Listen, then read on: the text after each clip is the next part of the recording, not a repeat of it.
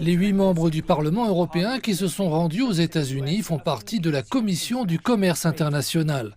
Avant la réunion de jeudi, un député européen a estimé qu'un sentiment d'optimisme prudent était présent. À la suite d'un appel téléphonique entre le président des États-Unis Donald Trump et la présidente de la Commission européenne, Ursula von der Leyen, le week-end dernier, les deux parties ont convenu d'accélérer les négociations. Les États-Unis avaient précédemment menacé d'imposer des droits de douane de 50% sur les importations en provenance de l'Union européenne à compter du 1er juin. Cependant, à la suite de cette conversation, la date limite a été repoussée au 9 juillet. Dans un message publié sur les réseaux sociaux, Donald Trump a indiqué qu'il espérait désormais que l'Union européenne s'ouvrirait au commerce. Il a maintenu que les relations commerciales étaient injustes tout en critiquant la taxe sur la valeur ajoutée et les réglementations européennes sur les grandes entreprises technologiques.